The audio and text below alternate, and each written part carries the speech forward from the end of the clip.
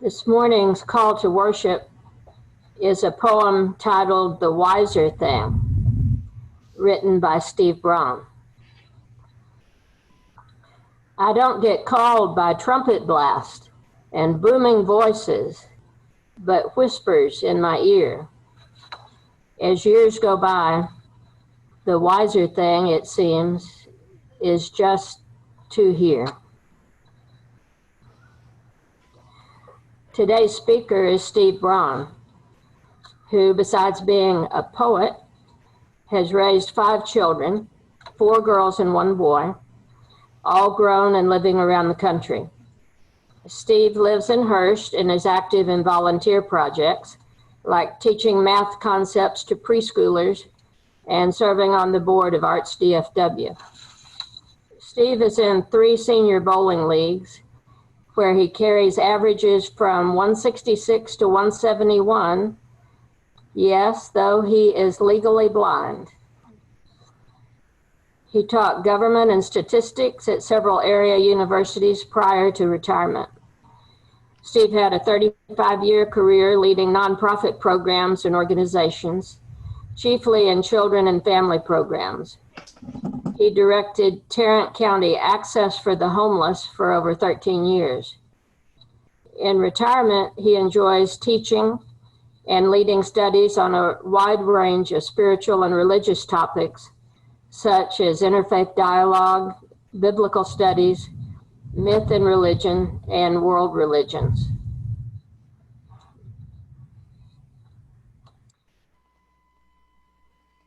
The use of labyrinth spans many thousands of years. Steve will cover its ancient use and rites to the goddess, evolution and adoption by Greek and Roman culture, Christian use, especially in medieval times, and the renewed popularity of labyrinths as a form of moving meditation in churches and mindfulness movements today.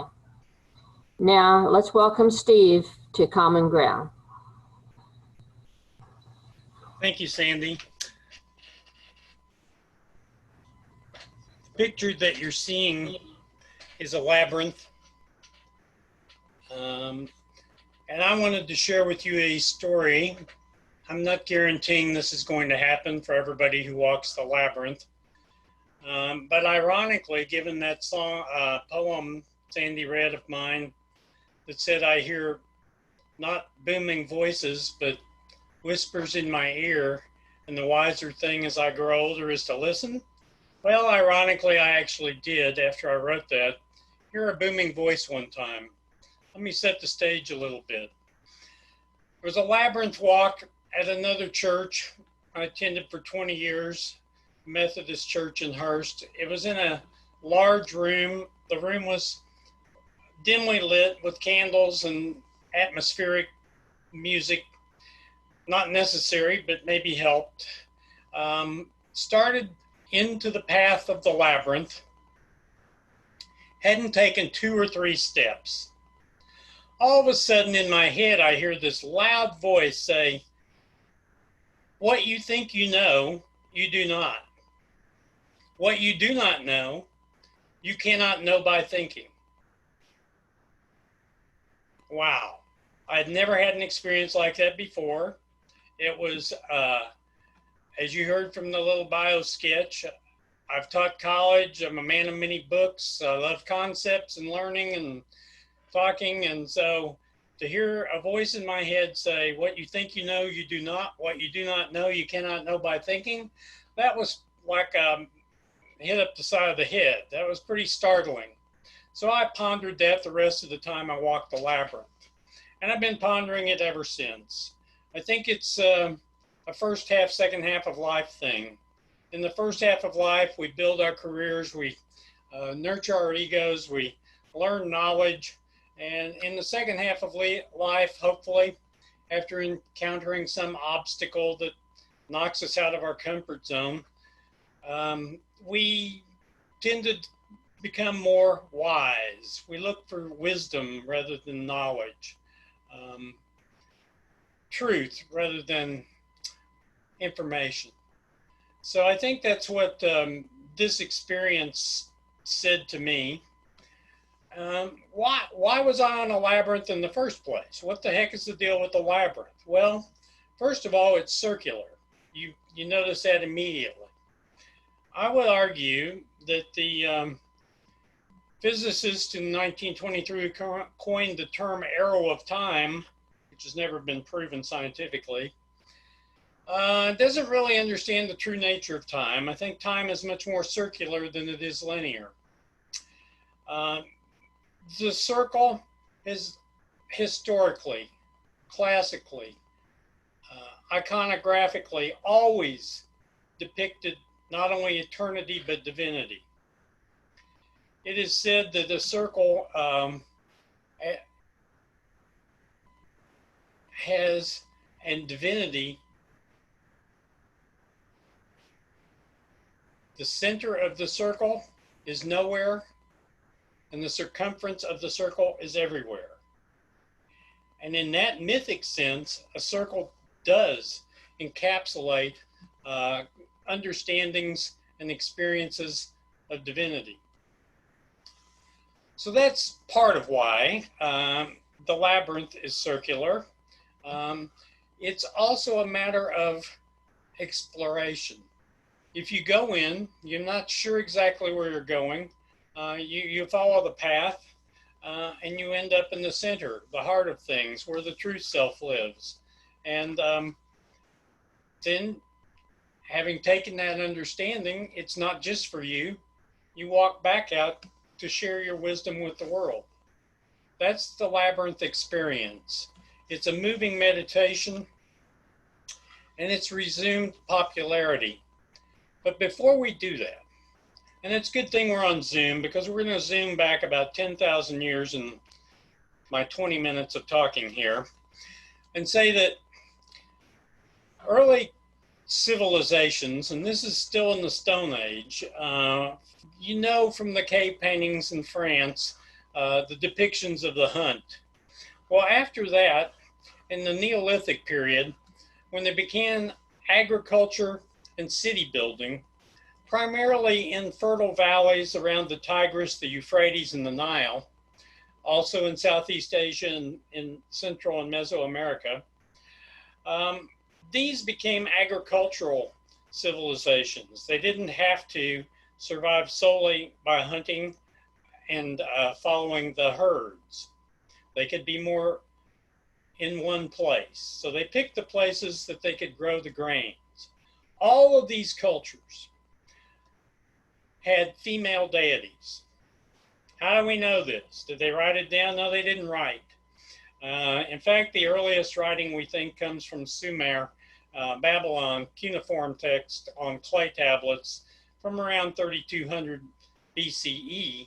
However, there have been pottery fragments found with female deities that seem to indicate a form of writing from 5000 BCE, much, much earlier. Clay figures, stone figures, deity representations during this Neolithic period have been found all over Europe and the Middle East, and they're almost exclusively female form. There aren't any male form figures of that type. So from that and many other things, we can infer that the female was the prominent deity of the agricultural civilizations. Now, this began to change when invasions, now the Nile was protected on all sides by desert, but the area between the Tigris and the Euphrates was wide open. So there were invasions of herding peoples from the north, the Indo-Europeans from the north. They had cultivated horses later to be turned into war chariots and vast empires built on that basis. And from the south Syro-Arabian desert area came the Semitic herders of sheep. And both of these encroached upon and took territory from the settlements. So they started building walls around their settlements. Before that, there was no need for walls. All of these peoples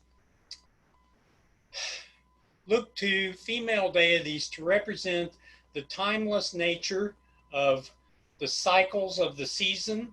They planted in the fall and harvested in the spring because of the drought cycles in that part of the world, which is sort of counterintuitive for the way we do it. But it was still based on the progression of time. That's why the circle game song today. It was all a big circle. Time was cyclic, recurring, and not linear for those peoples. Next slide.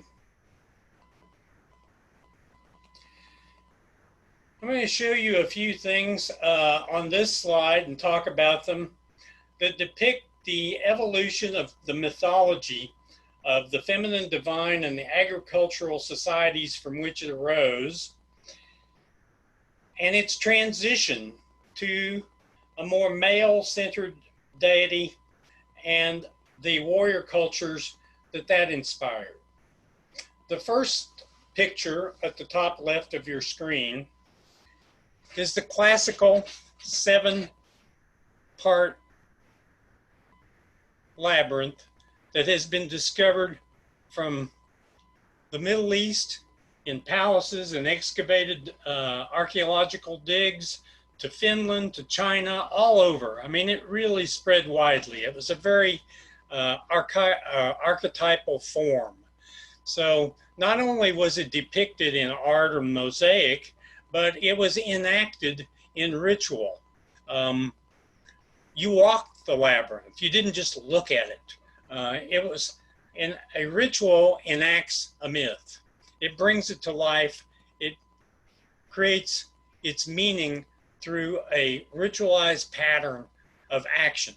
And that's why we still walk the labyrinth. Well, as I mentioned before, things had started to change. Myths always evolve. They evolve with the cultures that use and understand them. And as the culture change, the myths evolve. Right below the first slide is a double-headed copper labrys. The labrys is the two-headed axe depicted as being held one in each hand by the female deity. Already the deity has stopped being solely the symbol of birth, rebirth, the nurturing of a seed becoming crops, the union with a person to create an infant. Sometimes the depictions of birth show an infant, and sometimes they show a figure that represents like a bull. So that leads us directly to the next picture, which is from Crete. And this is a story you may be aware of. There's a myth about the Minotaur in the center of the labyrinth. In Crete, to this day, there's a city on the northern coast called Knossos, K-N-O-S-O-S. At Knossos, there was a kingdom who had a king named Minos, M-I-N-O-S, and he was the originator of the Minoan culture, which came way before the Greeks and the Romans, but was one of the most advanced civilizations in the world. Remember those northern invaders that were coming in to Greece and areas of the Mediterranean, and with them bringing their war machines and helping transition from the female deity to the male deity? Well, Crete, being an island, was somewhat sheltered from that transition and held the female deity longer than almost anywhere else in the Mediterranean region. So we find these mythic stories, mythic representations, both in pottery and mosaic form. And this is one of them. Theseus went, and he was from Athens. He goes there, and Minos doesn't like visitors much, so he's going to feed him to the Minotaur, as he does other people, in a human sacrifice kind of way, and sends him into the labyrinth, but not before. Minos' daughter, Ariadne, sort of befriends Theseus and gives him a spool of yarn to carry with him on his trip into the labyrinth to make sure he gets out, because she kind of likes Theseus, okay? Well, he goes in, he slays the Minotaur in the center of the labyrinth, and sure enough, he gets back out. He didn't end up with Ariadne. She actually had a different husband, but that's the part of the story. There's another myth around this same labyrinth at Knossos having to do, well, I'm going to leave that one aside for now. Daedalus was supposed to be the architect that constructed this one and also other labyrinth structures in Egypt. And there is, if you look in Edith Hamilton's book on myth, a wonderful story about Daedalus that you might know because his son was named Icarus. Daedalus and Icarus ended up in a labyrinth, and the way that they got in out in that myth was that Daedalus, being the master architect and builder that he was, used some wax and some feathers, crafted wings, and they flew out of the labyrinth. But as he cautioned his son not to fly too high or too low, to take the middle way, Icarus got too excited and didn't, and fell into the sea. That's another mythic story, has a labyrinth, and it's somewhat related. Now, myths do evolve, and as the Romans came in, and this, I've just skipped over the whole Greek and then the Hellenistic period, but in the Roman times, the next empire, they adopted the labyrinth, but they modified it. We're already fully entrenched into the male deity period, and you'll notice it's square, it's not round. You'll notice it's in 4 quadrants for the 4 corners of the world, the realm of their empire, and it's quite different, but it's still clearly the labyrinth form. So, myths and labyrinths have evolved over time, and they continue to evolve. Let's go on to the next slide. Here we've skipped from Roman times to medieval Christianity. And once again, we see the labyrinth reinterpreted for the culture and the civilizations of the day. You'll find in Christianity, there is a veneration, particularly in the Eastern Rite Christian churches and the Roman Catholic Church, of the Virgin Mary. And that whole thing about virgin birth comes up. Well, I have 2 thoughts on that. Number one, it's analytically, if you can go through it linguistically, a mistranslation, because the same Greek word that from the Septuagint that they're translating as virgin could also mean young woman. And it's part of the whole misogynistic male deity trend that was fully present when all these church leaders reworked the ancient stories. For example, in the Hebrew Bible, Baal, the bull deity, was a female deity of agriculture, but is just called an idol. The virgin birth is actually about the birth of the spiritual self. In Indian iconography, you may have heard of the 7 chakras. The first 3 are the more physical. Only when you get to the 4th chakra at the place of the heart do you begin to hear stories of virgin births in many different mythological traditions. Even Buddhism. Not Siddhartha Gautama, he was born like we are, but there's a mythic story about his birth that says he was born out of the side of his mother in the area of her heart. Why? Because the heart is the seat of compassion and it's the association with that level of experience that is really the origin of the virgin birth stories. The next picture in the slide is of the cathedral at Chartres in France. And you'll notice clearly the labyrinth in the floor of the cathedral. The reason I dwelled on this whole virgin birth idea, and all of the cathedrals all over France were Notre Dame, Our Mother, everywhere. That, not just in Chartres, virtually every large cathedral was Notre Dame of something. So we have a resurgence of the female in that religious tradition. And we have a resurgence of the labyrinth. There it is on the floor. Why there, why then? This was around 1200, 1100s, 1200s. What was going on then? Well, the inglorious, ill-fated series of campaigns in the Middle East to retake Jerusalem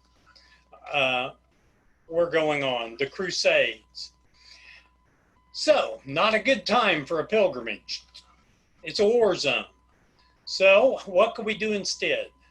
Well, let's have a little enactment, a mythic ritual of a pilgrimage. And that's how the medieval Christians reinterpreted the labyrinth walk. They were going back to the holy cities trod by Jesus and the disciples in their meditations as they walked the labyrinths in the Cathedral of Chartres. So it's another example. Here we are, 8,000 years after the initial representations of female deities related to agricultural civilizations, early depictions of labyrinths, to the labyrinth still here, just been reworked in the understandings of the people using it. Let's go on to the next slide. Now, a little fun for you, hopefully. You can trace a labyrinth with your finger on the screen. Eric, if you have your magic laser pointer, you might be able to trace it with a red line going through it. For those who are working on phones and can't see it well enough to do it with your hand. But this is a classic labyrinth. I believe it's 7 loops. I never did mention, how is a labyrinth different from a maze? A maze has dead ends. And with a labyrinth, in the classical ones, they're either 7 loops or 11 loops, and you start at a beginning and you keep going, and if you keep going, you're going to get to the center. So that's the difference between a labyrinth and a maze. And I hope that you're playing with this one while I talk and trying to get to the center of it. Many churches today, even public spaces, are putting labyrinths in gardens for people to walk on. So what do people think about while they walk? It may just be a form of moving meditation.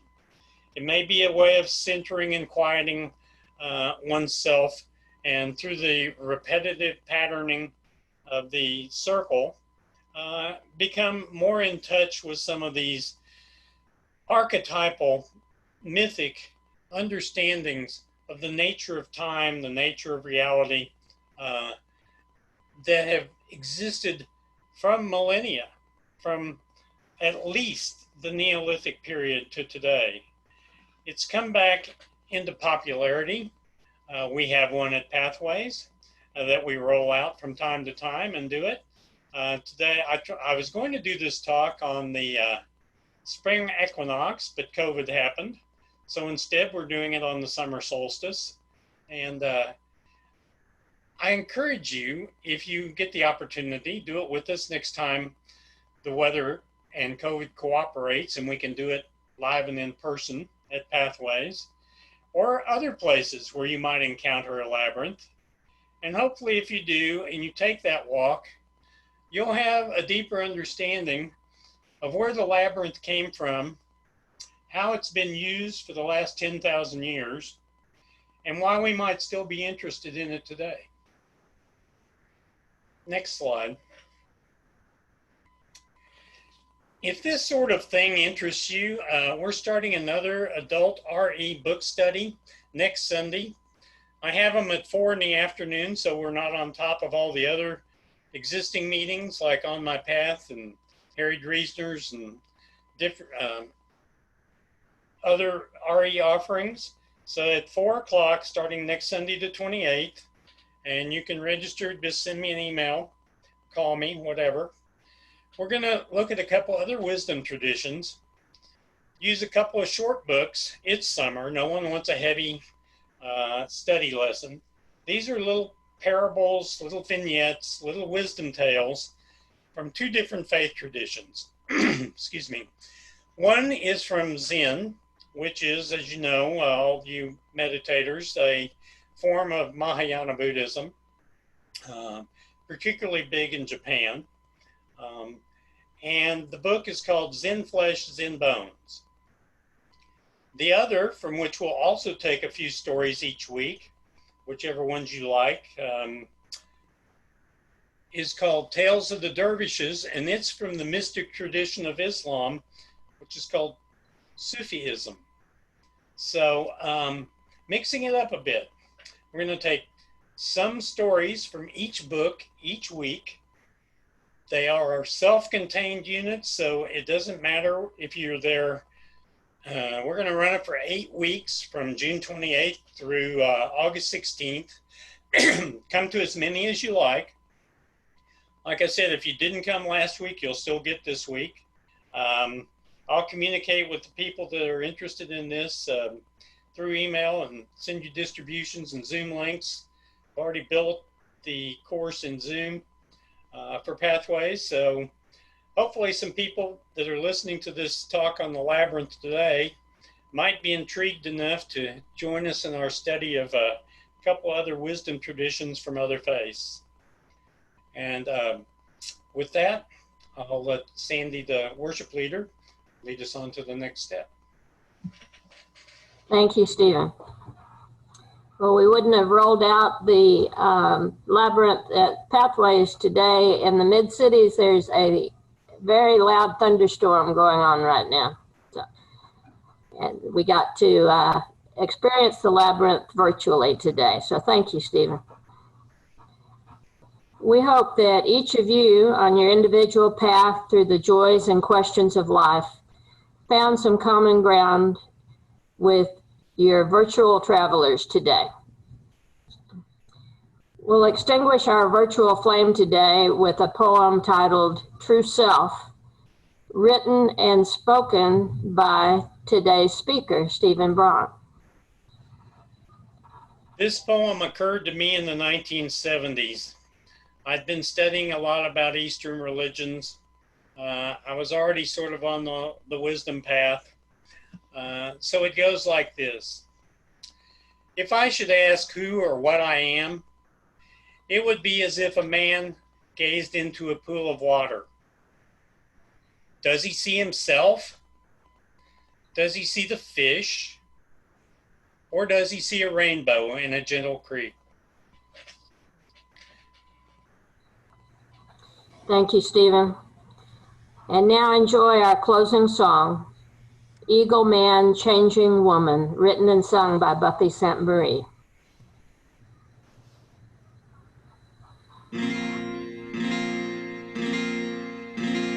Eagle man, climbing the skies, red light of evening falls like rain, rainbow's my yarn, the sky is my loom, I will weave sunsets later on. Snow woman, climbing the wind, blue light of winter fills her baskets. Oh, oh, oh, changing woman, dance on the weather, lightning and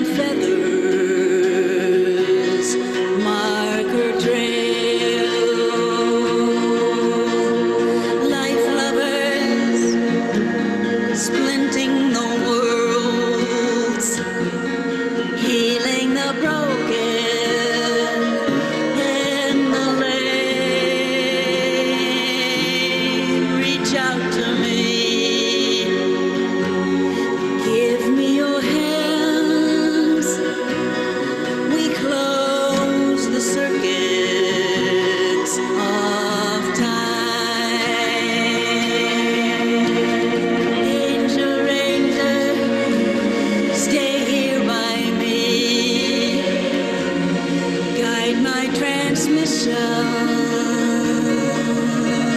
of energy, oldest religions, simple and clear, pour out a lesson into our dreams.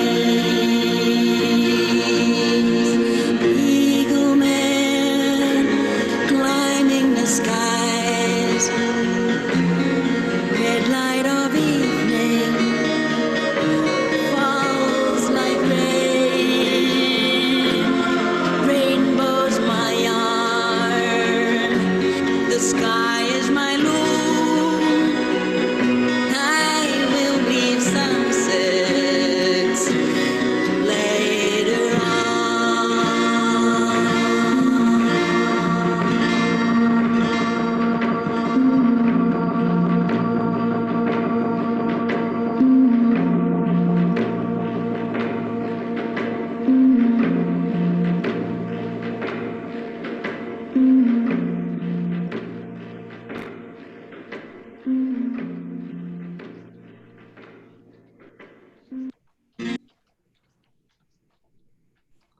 Our benediction today is a poem titled Youth as a Butterfly, written by Steve Braun. In youth, I was a butterfly. Taste the sweet nectar, then on to the next fair flower. Knowing not life's short seasons, it was enough, all in all. Sunlit, flit and flutter on the breeze, a dance. So glad for bejeweled wings. Blessed be. Go in peace.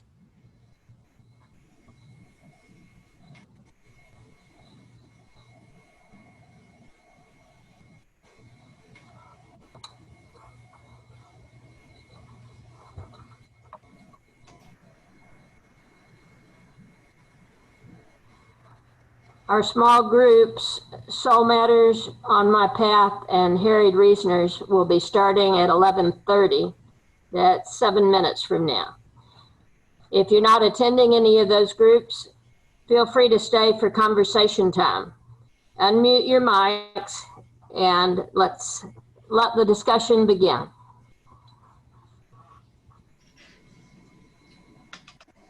Thank you, Steve. That was really interesting. Thank you. I can now turn this down a notch so I can try to see the pictures.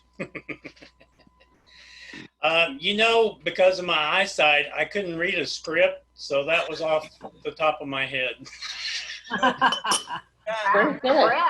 Good job, yeah. I was a little nervous about it, and this is the first time I've done a Common Ground talk for that very reason, because I knew I couldn't see even talking points. But having the pictures there to kind of keep me moving through it was most helpful. And Sandy did an excellent job reading my poems that were in various spots in the service. So thank you. Yes, Really it was enjoyed it. Thank you. It was great to hear your voice, Sandy. Yeah, Stephen coached me in how to read his poem. Yes, we had a practice session. I told her I used to do speech, poetry interpretation in high school speech contests. And she said she was much more comfortable in math contests, but I think we did. Y'all did great. Thank you so much. It was Really awesome. enjoyed it. And that Stan, I love it that we can see people from other places. That is, we need to get Claudia. We need to get Claudia. But it's just wonderful seeing everybody. Oh my gosh. Yeah. And I love the top of your head, Barbara. It's great. Yes. Oh, There you go. Here's the face. oh, Right. I don't even see me.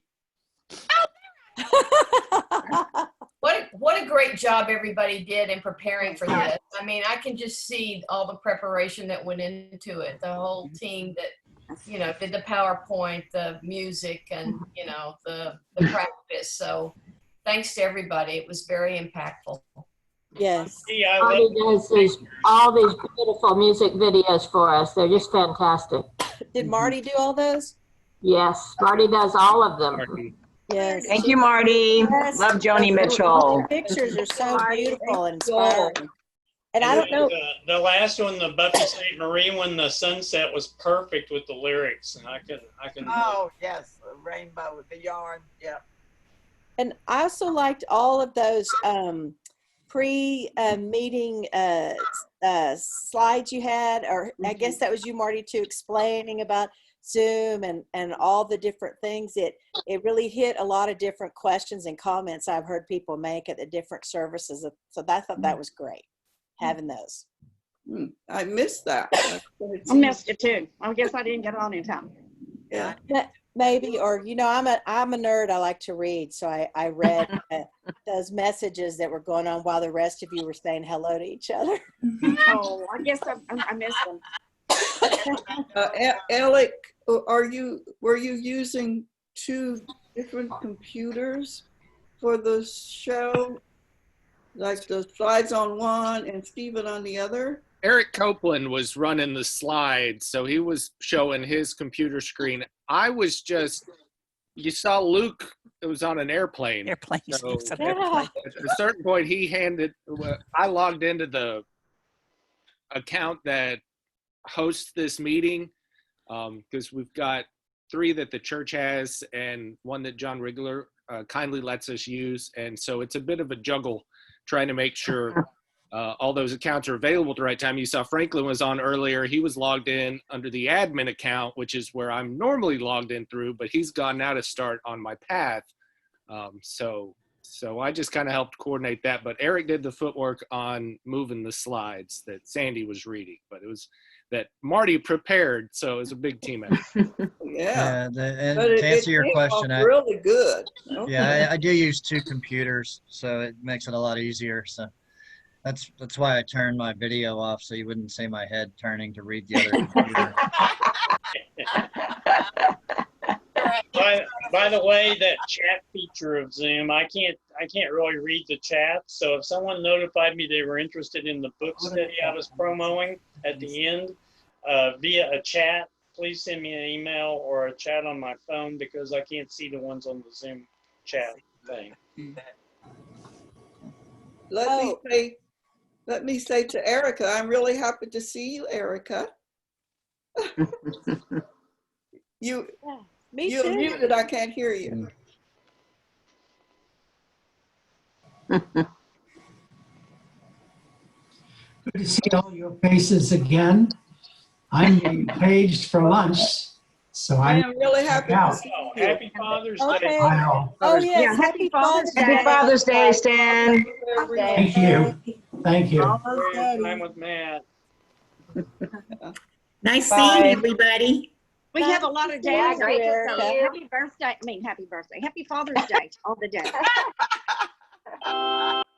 The biggest number I saw down by the little heads icon at the bottom was 35. I think at one time we had 35 on the call. Yeah, I saw 35. And then there's Ted and Marty doubling up, so that's Yes, a couple of, maybe some doubles, maybe Mary and Martha, I'm not sure. I didn't see them today. I didn't either. Martha, but I saw Abby Freeman, so that could have been as many as 4 if they corralled children in. That's good. I think it's a good group. I think there are some of us who probably are not getting on. We don't have everything we need to get on.